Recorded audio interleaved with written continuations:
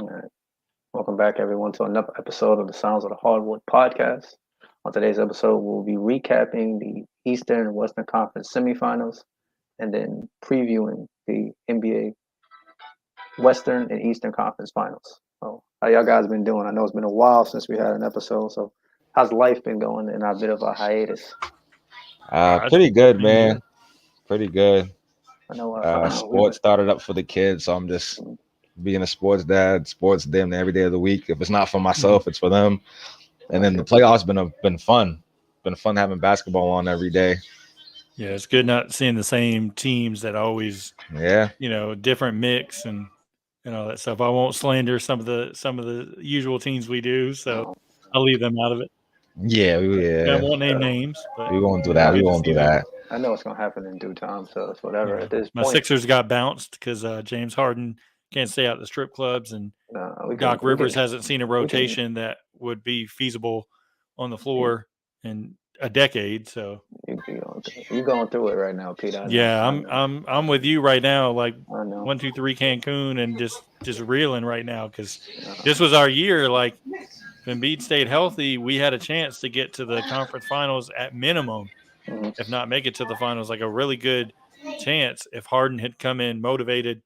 Embiid stayed healthy. How do you leave Embiid in a blowout game to get his face broken and then turn That's around and unfortunate. justify? Oh well, the other team had their starters in. It's like, dude, you're a championship coach. How long are you gonna live off of that championship? I guess for the Yeah, rest of his coaching career. But I know we're not here to yeah, talk Sixers, yeah. but He got rid of the no. You can because I mean it just happened. So well, almost a week ago. but It's a it's weird tough. one. I have no. What just happened there? He froze. Oh, Oh, the whole thing for okay. Am I back? Yeah, Okay, you're all back right. now. Yeah, yeah. about What? how he folds being up, 3-0 whatever, 2-0 whatever. And then he got defensive with that, right? And Right. then he's over here proving everybody wrong, right? And they're whooping Toronto. Mm-hmm. And then here goes something else. Mhm. Literally, there's no excuse. There's no excuse. Oh, I was about to take him out after one more trip down the court. He should have been out A four long time trips ago. before that. Yeah, Right. Mm-hmm. before that trip down the court. And then also, it's on both of them. I say 60-40 because Embiid also, you got to know. We see players do it all the time. Shoot, we see James Harden do it 24/7 at this point. They act like they're in foul trouble, right? Or they think they're in foul trouble, so they just step away, let them get the layup, and they Right. do it when they're Yeah. up too. Hey, it's not worth it. Go ahead. It's 2 points. They were down what 20 something. 2 points ain't gonna do anything with 3 minutes left.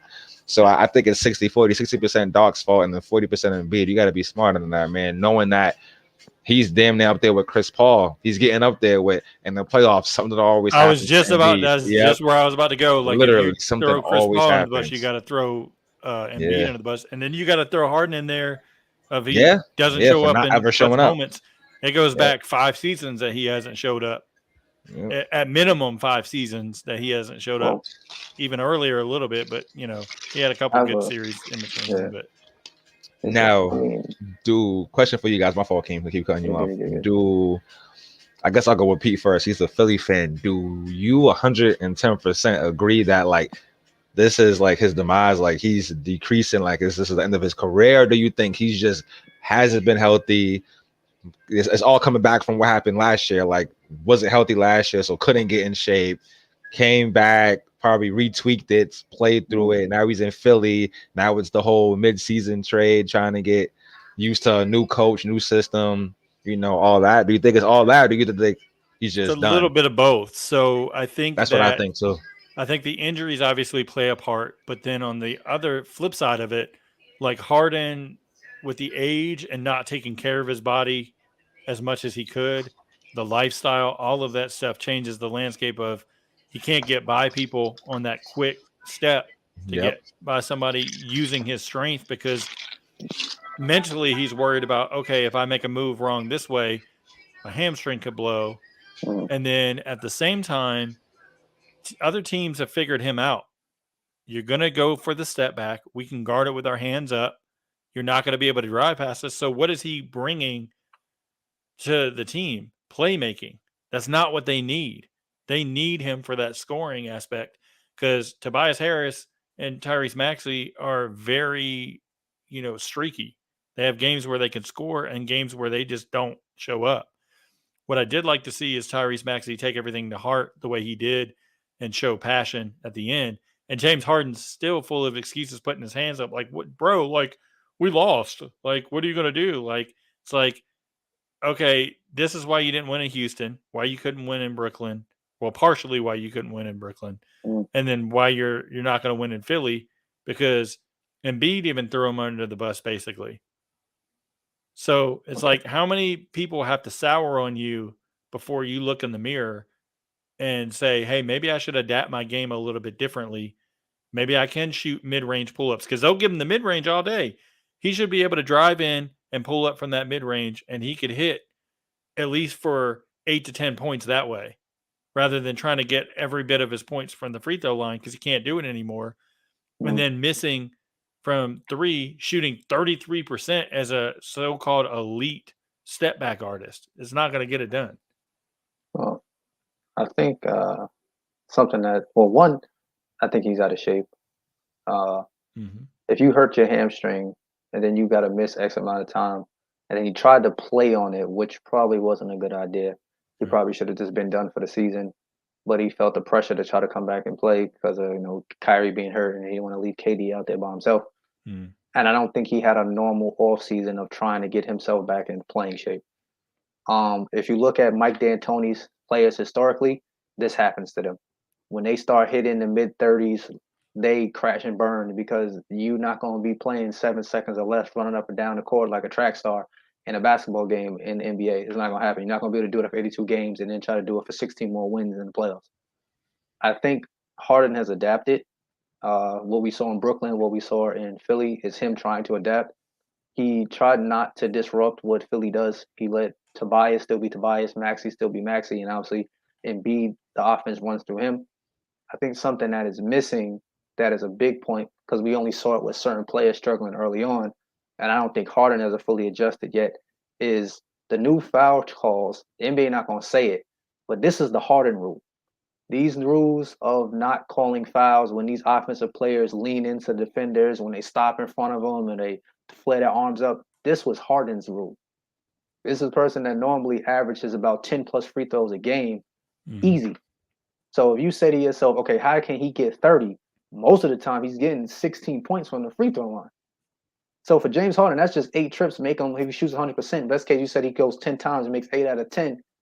That's 8 points in a quarter sometimes for him. You say he does that consistently throughout the course of a game. He's had games where he shot in 20 plus free throws. You sit there and go, how the hell did James Harden shoot 20 plus free throws?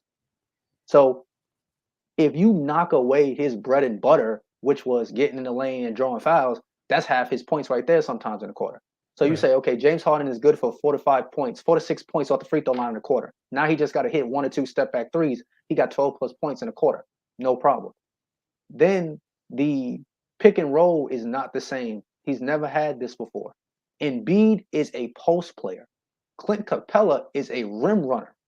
So in Houston, I'm setting a screen to a guy that's diving to the basket for a lob. Embiid is going for a post up. That's a completely different move now. So now he's used to, I can go around that corner. I'm thinking to the rim because Capella, that's where he's going. So now that defender got to make a decision. Do I let Harden go get a layup, or do I let Harden throw the lob to somebody like a Claxton or somebody like Clint Capella? Then you can play it differently because if you got a shooter with him, you can't help off those shooters. He's a capable enough passer to hit a shooter in the corner. So now he has that space for that jump shot or to get that switch and do his step back on a center and hit that three. He don't have that ability no more. Now his move is come around and, okay, I could hit Danny Green, Maxey, Tobias in the corner for a three, but then I'm fanning back out because I got to let Embiid go back to the low post. Right. That's not the same play that he's used to making. Also in Brooklyn, basically the offense was, okay, James Harden, you ISO, KD, you ISO, Kyrie, you ISO. That's not Doc Rivers' offense. His offense is more of a motion offense with a lot of screening and a lot of ball movement that takes the ball out of Harden's hand. And then the dynamic of Maxey is used to having the ball in his hand. He had all his success this year being the lead guard. So when Harden comes in, he tried to kind of like be like, all right, I'm not going to just take the ball out your hand, young fella. I'm going to let you do you. And they still had moments when they clash heads. So I don't really know what Harden can do especially now if they come back with the same team next year and the same coach. Not to be long-winded, but I think the problem is Doc Rivers. Doc Rivers has to adjust his offense. You no longer have an offense where it's just feed it to Embiid and then everybody else rotate around Embiid. You have a guy in Harden that, like Embiid said, he's a playmaker now. There's no problem with doing that. That's what Chris Paul is right now. He's a playmaker. You're not asking Chris Paul to score. You're asking him to playmaker. So if he can give if he can give Philly 15 to 20 points and 10 assists a game, that should be enough with Embiid's 25, 30, Maxi's 10 to 15, Tobias's 10 to 15, and then Harden's 10 to 15. Now you just got to get one other person to score some points.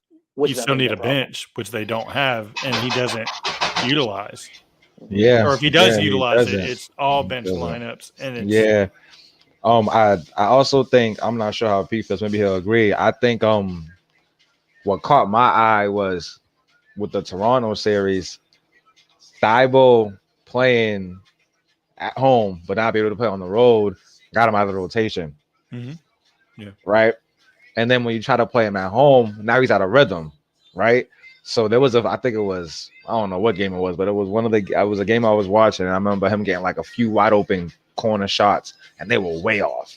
I'm like, damn, Thibault, like I know you didn't play or you can't play in Toronto, but you should still, be ready. So that kind of carried over to the next round, because now that was like, okay, I went from being like a Kyrie player, right? Just the opposite. I can play at home, I can't play on the road because of the vaccine, whatever. And now you're back to trying to use my full potential. That kind of set him back a little bit, because I feel like he would have been a good defender to have on Jimmy Butler, who basically demolished him, right? Jimmy, and then it started being Bam, then sometimes Tyler Hero, whatever, right? I feel like that plays part of it. I think based off both of what you guys are saying, I think it's too early to tell, because I know it's just one game, but he had that one game where it was like he wasn't the old James Harden, but he proved he could still put the ball on the hoop, which that's all you got to do, right? The new rule change hasn't affected his step back. I think that goes back to the hamstring injury. You can't explode, right? No matter if it's explode forward or explode backwards, you can't explode off that, right? So I think the best thing for Harden, obviously maybe not for Philly, because we'll see, but according to Daryl Morey, the team's not going to self-destruct. They're keeping, Doc, whatever, right? I think the best thing that happened to Harden was, okay, we're out we're out early. I'm not going deep into June like last year. Out early. Hopefully the hamstring could be fully healed by August, because I think people forget Harden's in that category where like a KD, a Kyrie, Jamal Crawford, like guys who just how they got good and stayed good was just hooping 24/7. Harden would play Drew Leagues. Harden would play Seattle Pro-Ams, you know what I mean? Like Isaiah Thomas and all that, but he couldn't do that last year. That's how we stayed in shape. I guess we could throw his off the court antics out there too, right? But that wasn't bothering people when he was having his jersey retired in Houston, because he still stayed in shape, because he was going to Cali and hooping Drew League for a month straight, right? Whenever he wanted to, and then still being in the gym and all that. So I think this is just all literally, unfortunately, a bad domino effect from that bad hamstring injury, which he probably felt like he had to play on. So I'm not really to jump off the Harden bandwagon yet, because I still don't even think he's 100% yet. I think, like Patrick Beverly said today on First Take, we're going to give him the summer. He's going to get his body right, hopefully get the body right, most importantly, get the hamstring right. And then we'll see. And then but that's a big chunk of money to say we'll see too. And how his but you're not asking him to be the same guy. You just ask. I mean, he better be the same guy for $60 million at age 37. You just ask him to put the ball on the hoop, but with Embiid, it's going to be wide open shots until Harden proves to get consistently. Then it's going to be one-on-ones again. You get what I'm saying? They got to find a shooter for decent money. Maybe call JJ Redick out of retirement, because now they lost Danny Green because Embiid likes to flop. I'm sorry, bro. I'm sorry. That Pete, that's all on Embiid. He threw his freaking self on the floor, and then Green happened to be wrong spot, wrong place, wrong time, and it's just like, bro, really? And I think Danny, he got as a big man, he got to stay off the floor with his big stuff. Just like people say, Ja got to stay off the floor. All these young guards, you know what I mean? Westbrook, you say about Westbrook, got to stay off the floor, right? Because later when you get older, it's gonna what pays toll on your body. And B got to keep his big 7-foot self off the floor. You're really not falling on the floor getting pushed by guys half your size. You're trying to sell it. You want to throw the arms, cool. That's what everybody does. But to throw your body and then take your teammate out who wasn't playing that bad that series, once Miami seen really that, well. they smelled blood. And they were like, all right. Because they didn't trust Tobias Harris. Nobody does, right? Max, he does what he does, but he can't do it all. And then Harden's Harden. Played well that series. He was the second leading scorer. Soto, you haven't had a chance to talk because I know you were. Yeah, I seen Soto trying to get settled. Go ahead, Soto. What's your take thoughts on on Harden in Philly? Yeah. Well, I mean, you guys can hear me, right? Yes. Yeah, we hear you. Oh, okay. I feel like it doesn't fall on Harden. Even though that's where most of the blame is going. Because despite that, I think Keem said it best, or Pete said it best. He takes this new position as a playmaker. He's not going to be that same dominant Harden that we saw in Houston. So, if he averages 15, 20 points and with at least 10 assists, I consider that as a win. But I think Pete said it best. It's just that they had no depth. They have no bench, So that was Philly's downfall from the get. And, they lost key, players, Drummond and Curry. Who Curry was the biggest one. Curry was the biggest one. Yeah, who could have definitely helped out in their series. But I think it's going to be interesting to see what happens going forward because it's like, all right, so does James Harden stay and he's willing to get the $47 million or get a contract elsewhere? But who's going to pay him if he doesn't perform? So it's kind of caught because if he doesn't perform, then you have no leverage to say we're going to sign and trade him anywhere. Right. Yeah. And if he overperforms, then you got to pay him.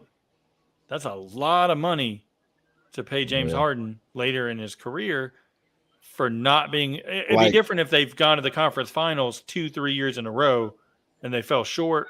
And it's like, okay, Harden had a down year. Like, let's figure it out. Like, he'll get healthy. We can get to the finals next year. But they haven't even sniffed the conference finals except for, once. Yeah, and it's going to be hard for them, too. The East is tough. Not just for 1 year. It's going to be tough for years to come. So. Well, it's just a lot is put into that. Is 20? Let's say he averages what 20, 9 and 6, right? Yeah, let's say if he averages. That's what they were talking about earlier. 18 and 9. That's damn near what Chris Paul's doing for Phoenix, right? At 37. So it's like he got a contract. So that's all you want him to do. And I think people underestimate his playmaking. He could. He's been really be happy. That's the thing. Like, will he stay happy? Oh, well, Harden be happy with that. I think he's happy. Okay. He wants to come to Philly the whole time. I see what you're saying. See, I don't. You don't think he'll be happy not being that guy he was? Because Embiid's still going to want his spots, the ball in his spots he wants the ball. So then Harden has to take himself out of rhythm. Is Harden just going to be okay with playmaking and not as much? That's on. He says that, but that's on Doc. I think Harden, like you said, Pete. I think he went in there wanting to accept the way the system was, and I think it's clear you have to play through Embiid. So I think Harden has no other choice. You have to accept that. The only reason I say this on Doc is because he's the coach. Like, Harden can only do so much. Like, Harden goes out there at this stage in his career with a hamstring injury. He's due that big ass contract. If he goes out there and he plays really bad, like you said, who is going to want him? Like, he's almost like he's not at that point. But if he has another bad season, he's Russell Westbrook right now. Like, how people not lining up to get him, that's what he would be if he has another bad season. You'd be like, nah, I'm good. Yeah, but I think Russ's contract too. That if you take Russ down to $15 million a year, I think he'd have more. Like the Clippers would have already hopped on that. Harden not going to take no 15. But I'm talking about Westbrook. Like if he was making $15 million a year, the Clippers would have already scooped him. Yeah, maybe they might take that gamble. But for Harden, I mean, to me, watching him, like when he was in Houston, I used to say, like, all right, he loses because he does too much. Like, he's trying to beat the Warriors, and, like, I'm going to average 40. You're not beating the Warriors doing that because they're gonna live with you doing that. So then now in Brooklyn, he had to, out of the three people, he was like, I'm gonna sacrifice what I do to let Kyrie eat, let KD eat, let a Claxton eat, let a Joe Harris eat, let a Bruce Brown. Like we know these other people's names because of James Harden. Like Taking a if you back look seat. at the play after he left the Nets of those other guys, they just out there running down the court. But when Harden was there, it was a completely different team because it's like, okay, I know KD, if the shot clock's running down, I'm gonna go to you. If the shot clock's running down, I'm gonna go to Kyrie. But y'all can't be the first options every trip down the court. So why people said against Boston they missed him? Yeah, because he would have probably told KD, big fella, they're triple teaming you. What the hell you want me to do? Yeah, I see you want it. You want your space, but you're getting triple teamed. I'm gonna leave you over there for a second, and I'm gonna go somewhere else. It's like Derek Fisher may rest in, as in not Derek Fisher rest in, but Kobe rest in peace. Derek Fisher used to tell Kobe, I could go to you every trip down the court, but if I do that, everybody else is standing around watching Kobe. So he's the person on the 76ers that I watch those games. It's not his fault that sometimes Thibault is wide open and can't make a wide open shot. It's Thibault not. just needs to get in the gym and It's work not on like shooting. there are guys who he passes the ball to wide open and they miss. Fair. Other than Danny Green, Tobias, and Maxey. That's it. And Yeah. Embiid when Yeah, he's not yeah. shooting threes every 5 seconds. So I think Doc Rivers has to change his offense and say, okay, I have a player that I haven't had since maybe like Rondo in terms of having a pure playmaker, but Harden's a much better scorer than Rondo is. Mhm. So if you can create a system that allows Rondo to set the table for Paul Pierce, KG, and Ray Allen, then you got to do the same thing now with Harden. Tell him, okay, I'm gonna give you the keys to the offense. You read and react. You make the right decision and put everybody in a position to succeed. I don't really need to do much. It's kind of like Jason Kidd, not to be long-winded, but like we'll get to that. But like how Jason Kidd has done with Luka Doncic, he's got the keys to the offense. It's like, okay, go ahead, big fella, you do what you do, and we'll figure out from there. Fair. Just the only I just worry because you got Embiid there, you got an emerging Maxey, and then Tobias Harris already has hurt feelings because he's like fourth on the pecking order. So it's just like there's too many people to feed, and then This Doc always Rivers happens to Doc. panics. Happens to Doc in LA Well, he panics multiple times. and then he's so stubborn after he panics that he's like just puts his feet in the ground and it's just like, no, I'm not changing anything. We're gonna live and die by this, and He shoots and himself in the foot. yeah, and I'm just Yeah. like, Yeah. this is not gonna work because we know Daryl Morey's not getting unless Daryl Morey is fired. He's not moving Harden.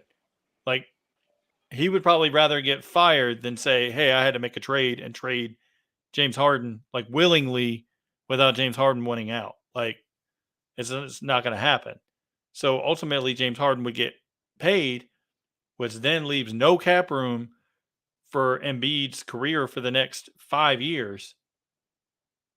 So it's like that just signals like, okay, so we're just going to throw away Embiid's prime. Like, and your best asset out of that is Maxey. Like that's not enough because Toronto is going to get better. Chicago will have Lonzo and some other pieces like healthy, and then maybe one or two upgrades. So they'll be right there in the mix. Like those teams are going to get better. Charlotte will get better. Cleveland's going to get more experience. Like those teams will all be different, especially like if Charlotte gets Mike D'Antoni, like you can laugh all you want, but LaMelo and that offense up and down running gun style, like they'll surprise a lot of teams. They may not win come playoff time, but they'll surprise a lot of teams standings wise. So like Philly could end up being 5th or 6th at the end of the day. And then what if you get like a Boston first round 3-6 matchup? Like that's over. Like they're out in the first round. So that's even worse. So I don't know what they're going to be able to do, but Doc definitely has to go. I would love it if, like, in the next couple of days, Doc says, "Yeah, I just don't really want to do Philly. I'd rather go to LA," and that'd be great. Like, You don't want to do that. You don't want to do that. That's too much. That's more pressure. You don't want to do that. That's more pressure. Go for it. Go But- figure it out with Russ and King James. What you did, since you did segue to the West, and then, I'll give you some ease of access here because you getting up, you getting hot, like you getting red hot like that. AI jersey in the back there, talking about the Philly. You got to have your Philly pride at all times. Don't give up hope. Keep hope alive. theory, y'all could have won this series if I think. Okay, I feel like Philly could have won that series if uh, Thibault would have still been in rhythm. Like him not being vaccinated and missing games Yeah, threw threw that everything off chemistry rotation off. wise. Yeah. It threw it off. Yep. Because if Danny Green comes off the bench and adds that spark, then it's a Correct. big difference between him starting and giving that spark, and then now you go on to Thibault who didn't give y'all anything. So Right. I think it's a big difference in that. And then Shake Middleton wasn't in rhythm because he was hurt most of the year, and then I got your issues there. But we mentioned players hurt that are in their superstar status, and Chris Paul is a person that has dealt with injuries. Now, I'm not saying his injury was the reason why this fell apart against the Mavericks. I don't know what happened against this Mavericks team, but at this point, um, Luka Don has officially become the Phoenix Suns' father. Like this is at this point, they might as well just say, "Are you my dad?" He Because got he this got two kids, the Clippers and Phoenix now. he got two kids out here in these streets because that game 7 wasn't even close. Like it started off, it was like okay, and then after that, it was over. Yeah, that turnaround and he just started smiling. It was like, all right, this game, like that's out of hand Cam already. Johnson, if you out there, if you somehow don't ever guard Luka Doncic a day in your life, okay? Because every time you guarded him in this series, you ended up on your ass. Stop guarding him. Just give it up. Tell Monty Williams, I don't want no parts of this man. Stay away from him at all costs. Okay, he made a team that's supposed to have these elite level defenders in Michael Bridges and Jay Crowder look like they forgot how to play basketball. It's like Jay Crowder tried that like physical stuff he tries with people, like he tries to get all physical and body you Like and he did heart with New value, Orleans. Yeah. and it wasn't working. Like Luka Doncic was just laughing at him and scoring buckets on him. Like it's like, yeah, okay, that was cute. You tried that. He was putting Michael Bridges in a spin cycle every time he put him in a low post. You got to hit the weight room, big fella, because he was just bodying you out the way like he wasn't there. And then I don't know what happened after that. It was Well, I can tell you yeah, I that got we need to nothing. get DeAndre Ayton off the milk carton because he was nowhere to be found. He's definitely going to get moved. Just I both don't sides, I think think, are that's his done. fault though. Yeah. I mean, if you look at He was he trying was out there. balling. Like he's Yeah. not. It's not his Well, fault. that's the thing. They have no You don't feed bigs. the big man. Dallas Yeah, has You no don't feed the bigs. big Go man. after Devin, them. you kind of obviously run the first quarter offense through Devin Booker. He's the hardest first quarter scorer all year, right? And so you do that, and that's kind of been their bread and butter, right? So it's crazy because Dallas let that go for 6 games. They let that go for 6 games. They let that go. But game 7, they were like, all right, Booker's not starting this. He's not lighting the flame. Y'all got to go somewhere else. And I think that really threw Phoenix off because when it's been that way all year, he's literally the number 1 first quarter scorer. Guys, like you said, kind of get used to standing around, running around, fake cutting, not really cutting for the ball because they're just doing it because to go through the motions. Because Devin Booker is their go-to guy. You would think with a veteran guard like Chris Paul, he would feed Ayton more because I feel like Ayton could have abused Dallas, right? But that's part of it. I don't think he's bad. I mean, I understand why they didn't expend him last summer. I don't think he's bad. I don't think this is on him. I don't think think it's he's on a max player though. Yeah, not yet. He still has things to prove. I agree. He still has things to prove. But I just think it's funny that literally they could have did that strategy game 2, game 3. Maybe this don't even go 7. They literally waited until game 7 to be like, all right, Devin Booker, you're not getting off this first quarter. And it ended up being like, you're not getting off the whole game. And then Chris Paul looks mediocre, right? The last 3 games ever since his birthday. So people say, right? Now the injury comes out, the hidden injury, whatever. Yeah, how convenient. And the rest of them, the role players who usually play good at home, Like that weren't trash ass nowhere to Cameron be. Payne. Yeah, Oh man, yeah. Who's laughing now, Cameron? Oh, Mr. all of Funny them Man. though. But I think this is just a good old case of some humble juice, some humble Kool-Aid, whatever you want to put, however you want to put it, because they were walking around like they were the champions. They were walking around like they were the defending champions. They were walking around talking down the teams, whatever. They were in Milwaukee. Meanwhile, you look at Milwaukee, they won and they were still pretty humble, right? They stayed true to their roots, played their game all year, right? But Phoenix is running through teams like Beverly and Edwards went on Instagram, did a quick post and delete, but he's like, that's what y'all get. Y'all was talking so much trash to us. We want to see you in the playoffs. If y'all make the playoffs and you guys are home with us now, right? So I think it was just Devin. You carry on what your captain does, right? Chris Paul is never really, he's been respected, but not liked by most players because he's kind of edgy and just talks, and he's kind of like that annoying small guard, right? Small guard mentality. Ever since he kicked Julius Hodge in the nuts, it's Yeah, been downhill for him. legit. And then he's there for a good couple years now. Now Devin Booker takes on that. He's vocal. I'm not saying he's not a bucket. He's a bucket. He's a good player, but what have you proved? Right. So now he's over here talking about the Lucas special. I think they forgot Lucas been playing pro since what, 15? Yep. And the overseas game is way more better than the NBA game. It's way more physical, way more well constructed, all that. That's why it was easy for him to adapt as soon as he came to the NBA. And he's laughing, like you said, he's laughing at the Jay Crowders. He's laughing at Chris Paul's. I don't know why teams didn't do this more. Well, I guess Milwaukee did do it, right? When you see Chris Paul, damn near every guard's bigger than him. Put him in the post and make him waste all that energy bumping people. That's all it was. I don't think it was an injury. I think it was just him tired of getting put in the post and having to use his energy bumping guards, trying to hold his own, right, in the post, getting scored on. Now you got to bring the ball up the court, run the offense. I think it was just, like people said today, just worn out legs. Like, it was the last 3 games they decided we're going to put you in the post. The last 3 games was like, we're going to put you in the post. I'm going to say this before Soto goes, so I'm going to say it real quick. Remember that time when I was like, the Lakers won a championship because of Jason Kidd, now Frank Vogel, looking at me like I was crazy? Well, where the fuck is Vogel? Look, where's Vogel right now? He's unemployed, cashing his unemployment checks, and Jason Kidd is in the Western Conference Finals. Yeah. Yeah, no, and here's the thing with Jason Kidd. He has 3 guards he can experiment with. He has Luka Doncic, Dinwiddie, and Brunson. And my thing is, like, you take out Luka in the game, and the other 2 step up. So it's becoming a case of pick your poison. And, moral of the story is just don't make Luka upset because, he came everybody out talks swinging. tough when they winning. He came out swinging. Huh? Yeah, that ass whooping was one of a kind, and it just showed right off the bat that Dallas, especially Luka, wanted it more. Right. It just shows. Go ahead, Pete. I was just saying we could officially put Utah and Phoenix in the fraudulent category. Yeah, legit. And I was going to say, it just shows how, like, one game can define everything. Careers, right? If it goes opposite like people thought it would go, right?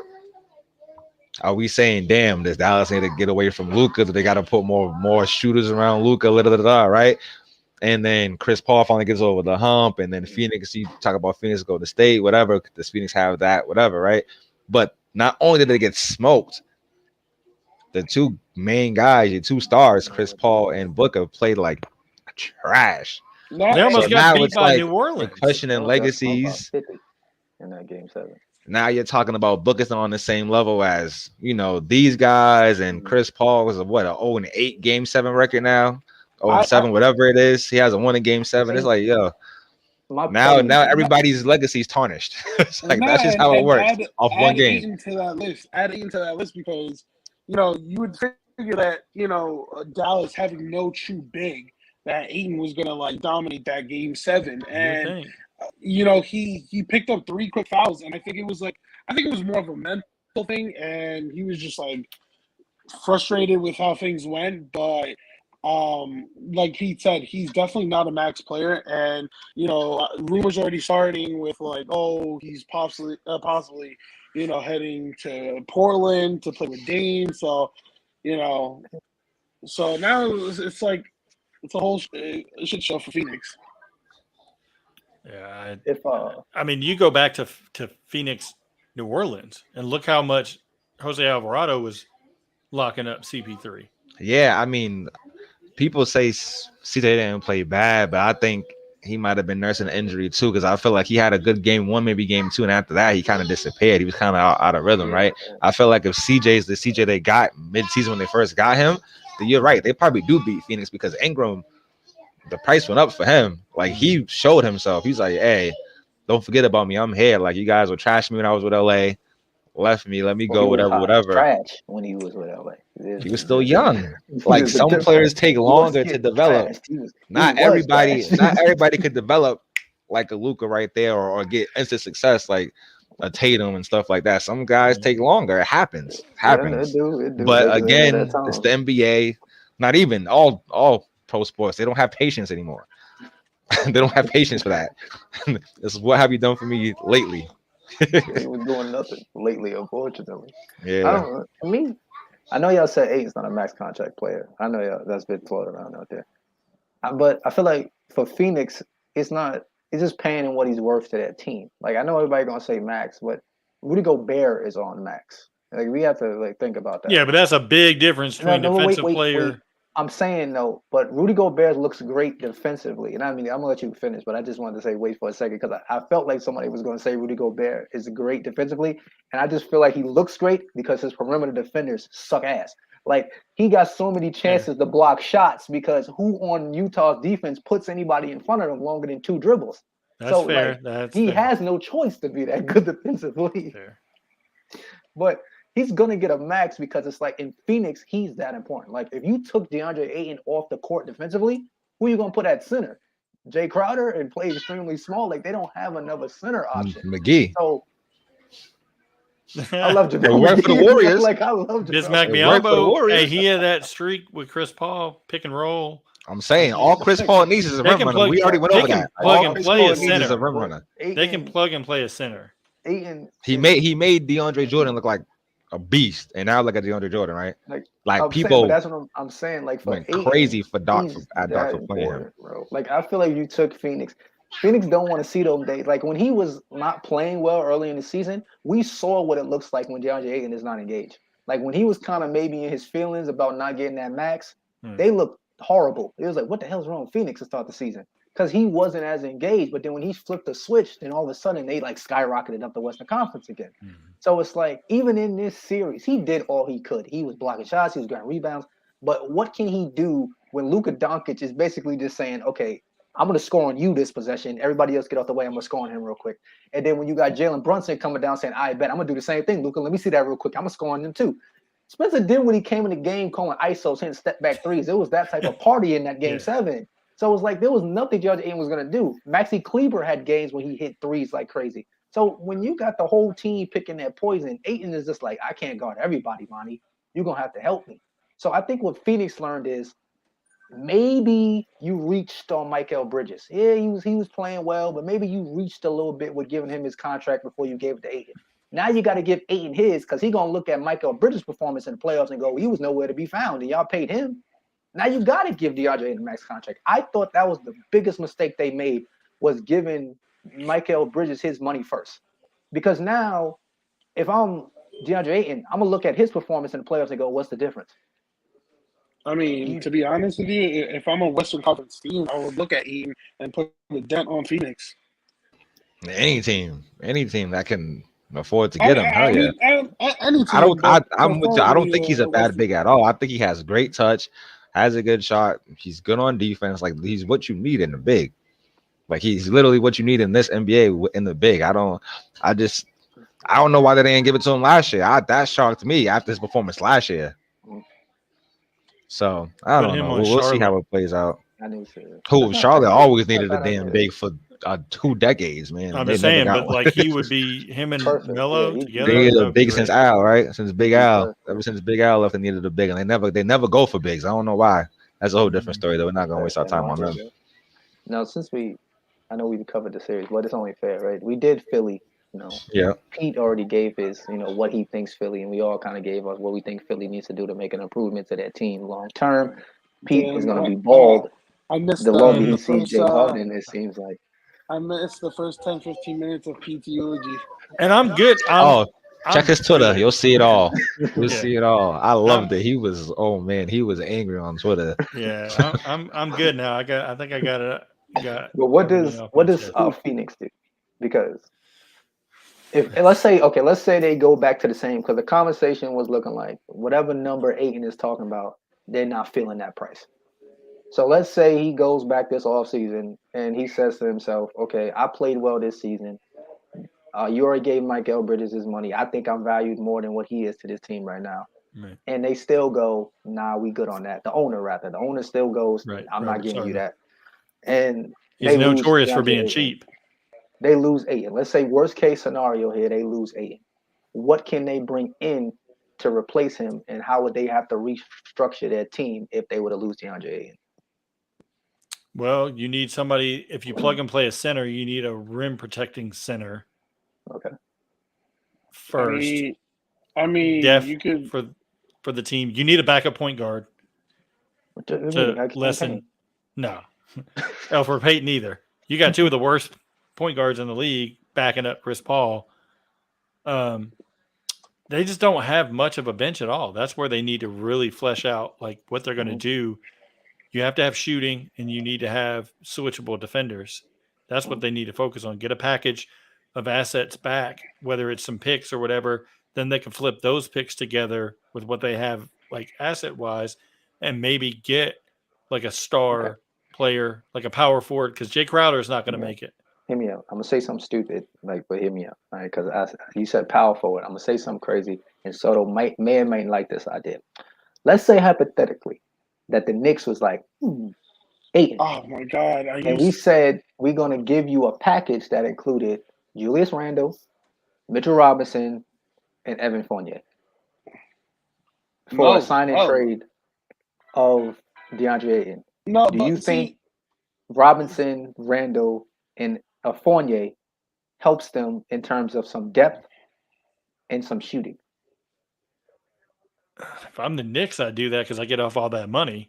But if I'm Phoenix, I run away from that. I don't want Julius Randle's toxic contract and Mitchell Robinson who can't stay healthy, and Evan Fournier, you don't know what version of him you're getting, and he's going to give up as many points as he scores. So, well, the reason why I said Randle, right, is because he can create his own shot. He does accelerate in pick and roll situations.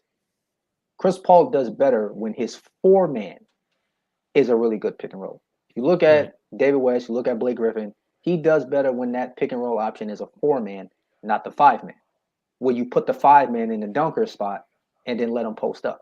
That's what Mitchell Robinson is accustomed to doing with the Knicks. Then Randall gives them somebody else that can create their own shot, somebody else that can score, somebody else that can somewhat rebound, I guess. And then Fournier is another 3-point shooter because on that team, all he's going to do is spot up and shoot threes. And there's enough perimeter defense where you can hide him on the court defensively. That's the only reason I put that out there. It gives them a cheap option that does similar things to what Ayton provides them with shot blocking, rebounding, and inside scoring. It gives them a shooter in Fournier and then another scoring option in Randall. That's why I threw it out there. And it's funny you brought that up because real quick, like, before you mentioned it, I was like, that I was thinking Phoenix should probably monitor, Mitchell Robinson's situation with the Knicks, since, his contract is coming up. So, I mean, that would be a good replacement for Ayton. Obviously, the number one option should be Ayton. I don't know how things are going to go because like we said, Ayton's gonna ask for his price, but will Phoenix match? And I think another team will match, but it's all up to Phoenix. and I don't think they pay him because Robert Sarver is notorious for being cheap. They would be well over the tax for what would be 4 total seasons because you got Booker's contract on there too with Bridges. So how do you really put together depth pieces without it being 1-year minimum contracts and getting guys that are like a Landry Shamet who's hot and cold? Like it all goes back to, for me in my mind, how the hell did you draft Jalen Smith when you had the chance to get Tyrese Halliburton, who could have played alongside Chris Paul, and then Chris Paul could eventually handed the keys as the de facto point guard eventually. It just made so much sense. But I don't know. I mean, Phoenix just has a lot of questions to answer this offseason. And once Ayton's situation's figured out, which I wouldn't be shocked to see DeAndre Ayton traded on draft night. Honestly. Like if they can get assets back, because trades go down draft night and then you wait 2-3 weeks and then start a free agency. Draft night's the prime time to swing a major trade and change the landscape of the team. Yeah, it's crazy how Pete, you mentioned Jalen Smith because I felt like the Suns gave up on him too early, and towards the season he was balling for the Pacers. Yeah, and I mean he had his moments with them too, and it's funny because it's like you would think maybe that was part of the reason why they didn't want to deal with Ayton last summer because they wanted to see the development of him, but then they let him go, and now it's literally like Ayton or nobody. Like, and it's crazy because all their bigs are free agents. Biombo, who Biabo did his job as a veteran big that we had to do being the enforcer. I got some. What if? Wouldn't be the first time we've seen this. What if some way somehow Luka goes the extra petty route and finagles Ayton getting to Dallas? would that not be the most cold-blooded thing? Because Dallas does need a big too. I mean, yes, they got their little stretch out bigs, whatever, but they don't have a true big. They got Powell and Kleber. And I think, shoot, we think Luka's bad man now. Imagine him with a legit big. Because he's a playmaker, so him in the pick and roll, pick and pop, like that would be crazy. They got DeAndre Ayton. That's cheat code. That would be hilarious. That would be salaries would be tough. That's the only. Yeah, I know. I was just throwing the pettiness out there. Tim Hardaway'd have to go, which he can't stay healthy nor be consistent. He could rock. They like Tim Hardaway when he's healthy. Adam in fantasy hated that pickup. That's the crazy part about Dallas. They probably be scarier with him playing. That's the crazy part. Yeah. But now we get into the cream of the crop, I guess, and preview these conference finals matchups. So in the West, we have the Dallas Mavericks and the Golden State Warriors. And in the East, we have the Boston Celtics and the Miami Heat. So, you can go pick your predictions of who you think going to win those series and how many games and what you think are going to be the keys for those individual teams to win those series.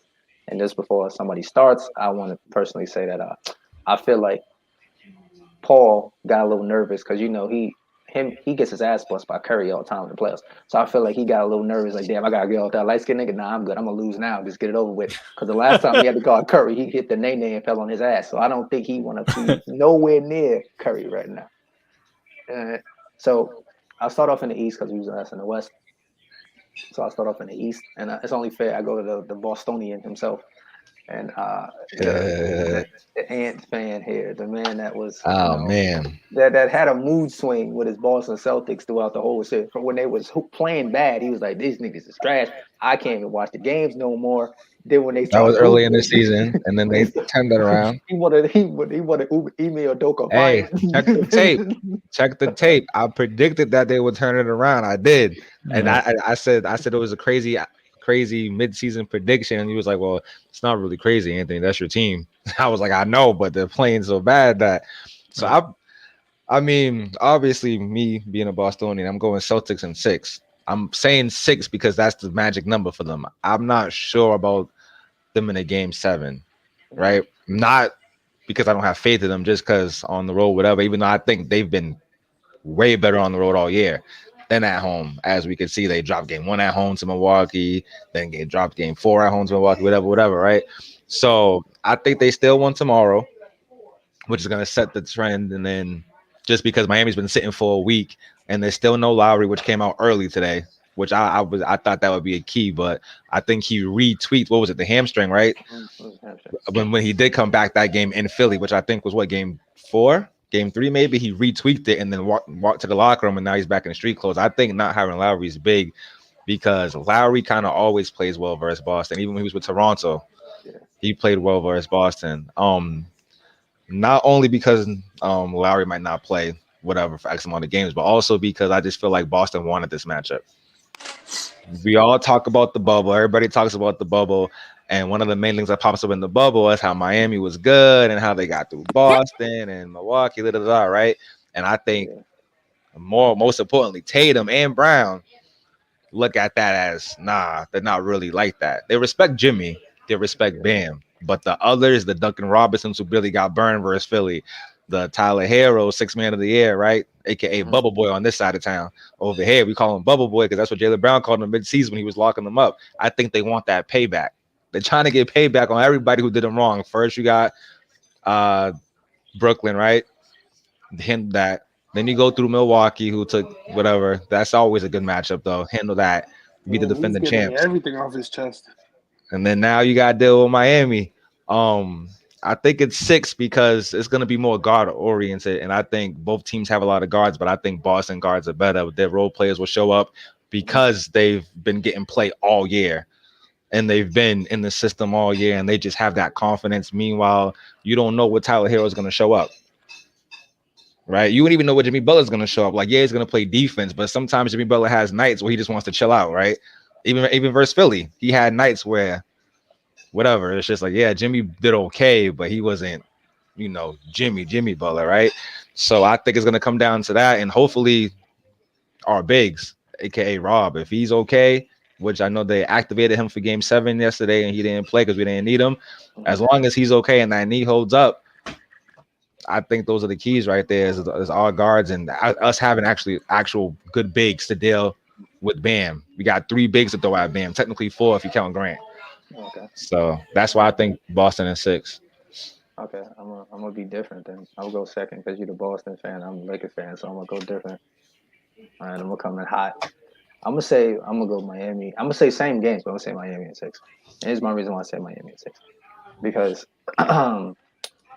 y'all only got 2 scorers that most teams is really worried about: Jason Tatum and Jalen Brown. You got 2 scorers. The Miami Heat are really good at stopping the other guys. You can ask Philly, you can ask whoever they've been playing in the last 2 years in the playoffs when they're healthy. They stop other guys. They may let your stars go off, yeah, whatever. But I promise you, Grant Williams ain't going to be out here throwing up 3 signs like he's mellow anytime soon. Payne Pritchard, he might be out there doing something, but I don't think he's going to be getting a chance to throw up the 3-ball logo no more. I don't think that's really happening in his future. Rob Williams has to be healthy because you need somebody else to throw at Bam that could keep up with the athleticism of Bam. Because Harford may try it out there on the perimeter with him, but I don't think that's a good thing long term to have to deal with him because he can guard. Bam can guard him, and yeah, so it's kind of like a trade off between them. I think the versatility of Williams is a little bit better at this point in time. I don't think it's going to be an out coach matchup there, like with Ime Udoka just flat out out coached Steve Agree. Nash. Yeah, And then agree. he out coached Bud.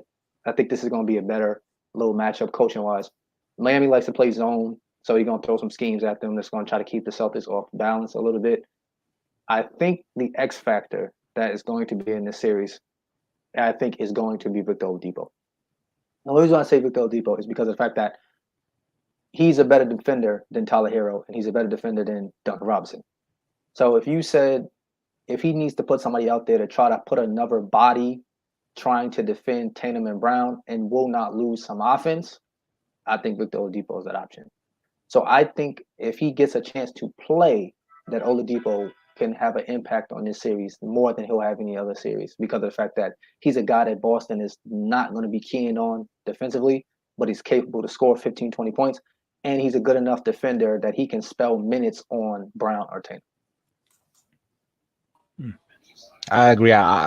Before Pete goes, I think Pete was about to go. I also think the low key X factor, PJ Tucker, just like he was for the Bucks last year, right? And you could tell the Bucks missed him in that series. I think depending on how PJ Tucker is, like obviously he's going to be aggressive on defense and stuff, right? But if he's also giving you a couple points on offense, basically doing the Grant Williams role, hitting that corner 3, because there's always going to be there for him, then that's big for them. Whatever, like you said, whatever the others can give out of the team that's what team's going to go. I agree with that statement. I think if you look at Boston, they got a 4-1 record on the road in the playoffs. So if they can go ahead and steal one with Lowry being injured, Tyler Hero has been hit or miss all playoffs. The perimeter shooting for Miami hasn't been great, and obviously Boston is an elite defense. But you look at Miami; they're good too. Keem, where I agree with you is Oladipo is the X factor. They're going to really need him badly. Where I think Miami falls short is Jimmy Butler is going to be trying to do it all. and he's going to overexert himself. And then that's where they're going to kind of get stuck. Where are they going to find that other guy to be able to come and score besides Victor Oladipo? Now, that's if Kyle Lowry's not healthy for the entire series. I think it goes 7 games, and I think Boston squeaks it out. And the reason is I think the defense is just going to be a little bit too much. And that's if Marcus Smart isn't injured all series. It's going to be totally different if we don't see Marcus Smart the entire series, which I don't think is going to happen. But he's been playing even though he's a little banged up. yeah, I just think that it's going to be too much with Tatum and Brown, and then the focus is going to be like Jimmy Butler's going to have to guard one of them. So then, if I'm looking at it, you can't have Oladipo out there for 37 minutes every single game because I don't think that health-wise he's kind of there quite yet.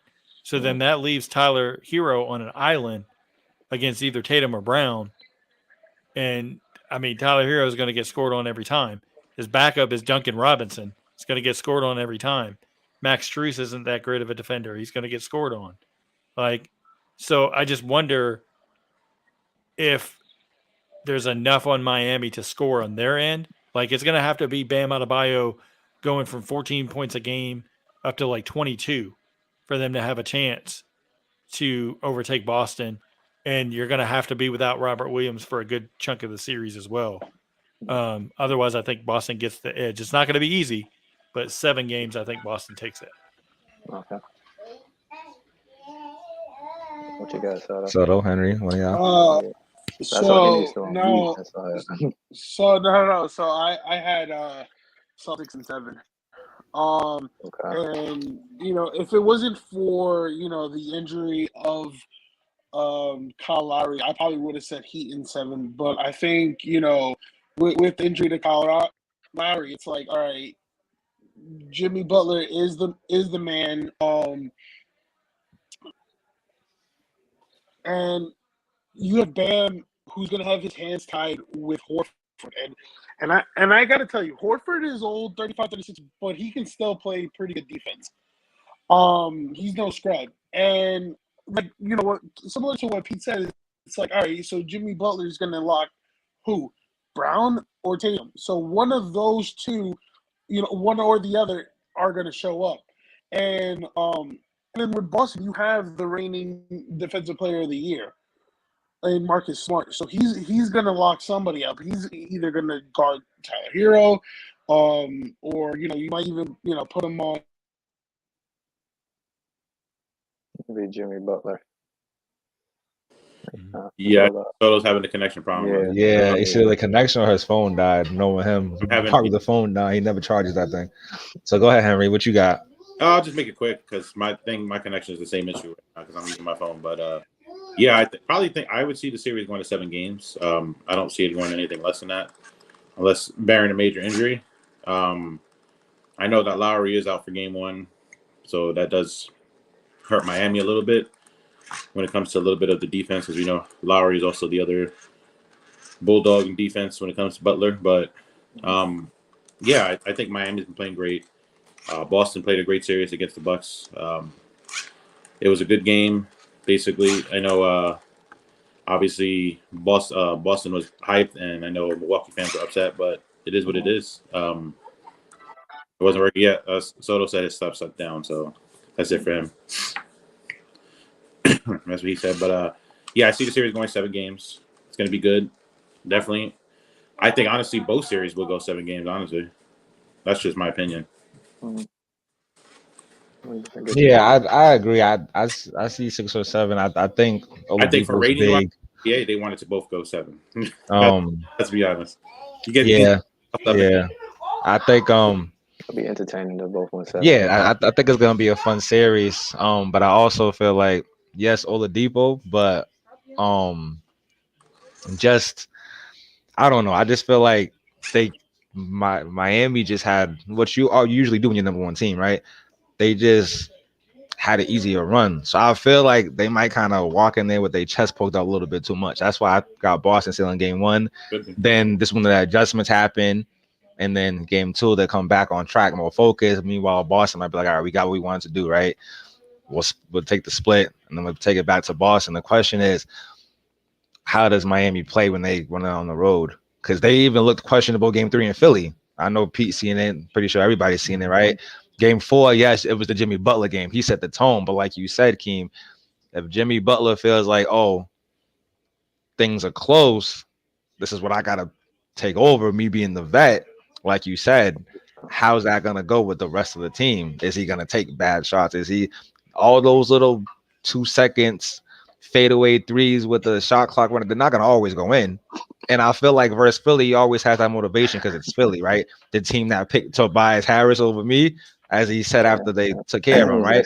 It was actually Ben Simmons, but okay. Yeah. No, he said, well, I know, but he said Tobias.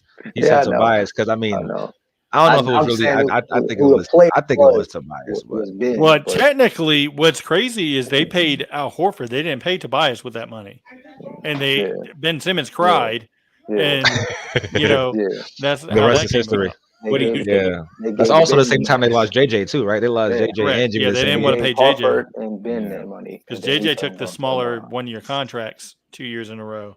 Yeah, but I mean, it's going to be a great series. If you look at the season matchup, I think Boston won 2-1, but one of the games Miami didn't really play anybody because they were hurt damn near all year, right? And then they got healthy. It's typical Miami crap. Like they usually get healthy at the right time, so it's like we'll see. But the everything just matches up evenly, damn near kind of like how the Milwaukee series did. So I think it's going to be a dogfight, and I mean, both that series was great to watch. So I think this series would be great to watch. Well, Depot gets his legs back onto him and becomes one of those two-way players that he is. Yeah, that could be a difference maker too. I forget about that. That's the confidence thing. A lot of people, I think I went under the radar last game of the season when Miami sat everybody because they locked up, right? Then they didn't sit Oladipo. He had what, a 40 piece? Yeah. I forgot about well in the playoffs when he had seen the ball go in, got the rhythm, knows that he can still do what he could do, and now look at him exactly. He closed out Atlanta. He did. So I think that's what. The only last point I'll make on that series is I'm curious to see how Tatum and Brown adjust to that zone because they haven't played against a team that does that yet. That's usually how the Raptors throw them off. I know Ant don't want to hear that, but that's usually you're right. Raptors throw them off. It's usually the Raptors in Miami because it takes them a whole quarter to just figure out. Put Tatum middle and let him do what he does in the middle, or put Brown middle because they're both great mid-range shooters too. So just put one of them middle, put the other one corner, and then there you go, high low. But it takes forever for the coaching staff to figure that out. Like it's not. I mean, Miami's really active, similar to how to compare them to a college team like a Syracuse, right? They're really active, really big, long up front, whatever. But they're beatable. It's doable. You just have to have the patience. That's the only thing I'd be when they put that zone on it. I know that. Can you be patient and not take that quick three? Yeah, that helps. 2-3 seconds to because then they're running, and that's Miami's best thing. Running, Robinson will that's when any the team ball going in, and then that's when he can have a better series. Do you guys think they're gonna play him off the bat this series? That's what I wanted to ask. I know Duncan. Yeah, because he didn't. I think he played just the last game, right? Game 4, whatever, game 5, whatever it was. Yeah. Grant Lowry doesn't play; they'll find minutes for him. But if Lowry's playing, then I don't really see how you can fit him. The other guy is replaced. I think it's just hard with Max. What's his name? Struess, whatever. Struess. Doing what great offensively. He's doing what Duncan Robinson does, and also a better defender. It's kind of hard to throw Duncan Robinson out there where you're dealing with a good perimeter defensive team. They're probably gonna wind up trading Duncan at the end of the season now. At this point. Probably. Hey, when you're a shooter, you're gonna find a home. Yeah, he'll find a shooter. You're gonna find a home for years to come. And he's already. Yeah, I was gonna say, I'll take him in Philly. Do that same thing JJ did with Embiid. He was doing with Adebayo. We'll take that in Philly. A little pitch and catch. I'll take that. Yeah. So he said, I was waiting for the Nick reference to say somebody else. Steve Novak with the discount double check again. Steve Novak was that guy. All right. So I don't know. Like I said, I think the Heat will take some of those role players away for the Boston Celtics, especially because they had good games in Game 7, and that's just the way the Miami Heat are wired. And I think PJ Tucker is another person we forgot about that the Miami Heat have. That I mentioned him. I said he's one of the X factors for them. The corner three specialist. He shoots the corner threes, and then he's another person that can defend Tatum or Brown. So Yeah, They have physical. they have the Physical switchability defender. to throw the bodies at them, which I think will help a lot. And that's why I think you'll see more Duncan Robinson because they can hide him, knowing that there's only two players they got to worry about really isolating him. Rather versus Miami, you had Maxey, you had Harden, you have Embiid, he might get switched on. You had Tobias, he might get switched on. So those are four players that you can't hide him when they're on the floor at the same time. Yeah. Versus with the Boston Celtics, you can throw them on a Grant Williams, and they basically do the same thing. So it's like, yeah, you can guard Grant Williams because he's just gonna shoot that corner three. You should know that's coming, big fella. That's what you do. So Yeah. that's the big difference, I think, is that matchup where you put him out there and hide him, but you couldn't do that in the last series. Now, just a little quick, because I know we mentioned before we got on air, but we've been talking about it. They want to start giving out conference finals MVPs now, just like other sports do it. So I just want to, as a hot take before we wrap, what do guys feel about, the potential of that happening? Like if they decided, okay, boom, we're going to give out a conference MVP now, conference finals MVP. What do y'all feel about that? Maybe that's fine. I think that's just too many awards. I sort of relate that to because I'm a wrestling fan. I sort of relate that to wrestling. Like when you have too many titles, it sort of kills everything because you can't have even in boxing. Sometimes it could be too many titles. Yeah, Yep. have too many. Yeah, you can't have you can't put the shine of so many things. Like you have a conference title thing. I think that's a little ridiculous. I think. Like I get it. I get what they're trying to do, but I think that it should just be the finals MVP and all that other stuff. I think like conference is a little too much because now it sort of takes away from the value of getting the NBA Finals and MVP and all the other awards. I think. Okay, before I'll just go real quick because usually I go like last. So I'm just being a little different today. I think what they're trying to do, and I get what they're trying to do, is avoid this conversation of Jokic. And I'm not saying he's the only person that has done this, but it's that conversation of when the regular season MVP loses in the first round. Then the conversation becomes, or the second round. Then it becomes, did you give it to the wrong person? So now granted, Giannis and Embiid are both gone now, but if you said, hypothetically speaking, the one of them had gone to the conference finals and one of them advanced to the finals, then it's like, okay, now one of them can win conference finals, and then we don't feel like we got to keep talking about who won the regular season MVP because they're no longer in the playoffs. So it kind of creates the concept, like I said before, with baseball when they do the same thing, where it's I get that. You can have, like, for example, like Mike Trout can win MVP, right? But the Angels ain't never nowhere near the postseason.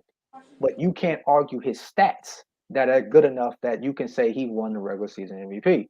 But then if somebody else that's in the postseason has a really good season, a good run rather in the postseason, you want to give them something to say, yeah, you played well all year and you also played well in the postseason. You just ain't have Mike Trout numbers.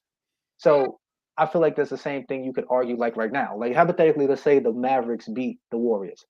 The Western Conference Finals MVP would be Luka Doncic, which you would understand he's had the best run in the playoffs. I think they would be co MVPs because I was going to say Giannis too. Giannis and him both had like NBA records of what is it, 200 points. What is it? It's just he had against the Celtics. Yeah, it was some crazy stats they both had. So, I mean, I know they've done co-MVPs before in basketball because I think that, what was it, 1 year Kid and somebody else won something. Duncan, I think Kid and Duncan won in the year, if I'm not mistaken. I'll take that. I forget exactly, but they've done co-MVPs and different things before. So, if you were going to do a conference thing, yeah, it would probably have to go to both Luka and Giannis because they were balling out. Giannis basically almost dropped a triple-double in the game they lost. Yeah. Well, he had 30, 20, and 9, which is insane. Yeah. If you look at it, the NBA is going to try to get the most money and exposure they can. So adding the award is like the TV money with the contracts and stuff like that. Like it's going to be any incentive they can get to increase it. That's why they're going to do that mid-season tournament to get more revenue. Well, they also got the series extended referee and Scott Foster too. So yeah, but he's been sick, so I don't know. Who knows? That's his new nickname now, the series extender. Yeah, you could throw Tony Brothers in there as you know, The same guy. the extended brothers. I second that, man. He's up there. He's up there. I was telling Soto that the other day. He's up there with Scott Russell Foster. extend games. What you saying? They Or extend series? games. Yeah, that's what it is. They It's gotten worse since the betting's been back. Yeah, that's what I'm saying. Like, so you got to throw all that in Yeah. there, player contracts, Yeah. what they're valued at now. So, like, throw in, oh, Luka gets he's obviously probably going to get the supermax, barring any kind of major injury, whatever, like, and all that stuff. Like, but you know, for a player, that all those things add up to your next contract, and what have you won, and what do you have, like, accolades wise. And it sounds stupid to say, oh, well, it's only a conference finals MVP, but all that stuff you can put on a resume gets you paid more. I personally look at it as the participation trophy in any kind of Same. sport. You didn't win the chip, you don't need anything, an award. Like, if you win the chip, you get the finals MVP. All right, you worked your butt off to get the finals MVP because you won the chip. They don't give the finals MVP to a losing player, you know, on losing team. Like, it's great that you won the conference finals. Let's see you win the finals. You know, Sometimes it's two. It could be two in the same. Like it there's could sometimes be. It it can can be be. the players to both. So it's just an extra award. Yeah. I mean, I guess I don't agree with it. I just feel like it's just adding more fluff to it, like an I know. already overinflated award system. But Yeah, I think. But if I know, like you said, it's more money. They're gonna name the trophy at somebody. Some sponsor gonna pay can somebody. Michael Jordan get a trophy, I please? think they should name it after Michael. I really do. I If they were mean, gonna make one, I think they should What are you give gonna call it? The name goat. it The after goat. Michael Jordan. Did you call it the goat of the finals trophy? I really think they should. But I feel like the NBA has such a large social media presence, and I think this year's reaction, like people said Jokic was going to win, but I think there was a large percentage on people that was on social media that felt like Joel Embiid was robbed of the MVP. Granted, he's now at home as well, but I think there was a lot of people on social media that had that reaction.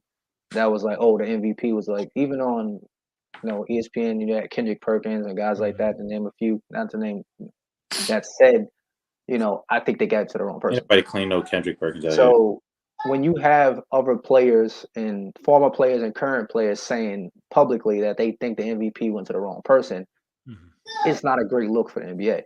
So if they did put this award in place, let's say it existed now, then you could give one to somebody else, and then people don't focus on the regular season But they one. didn't Because give- Well, Giannis would have got it if it went to somebody else now. Like, if you said, let's do a postseason MVP award, it's going to be Giannis. Like, Yeah, based on play right now.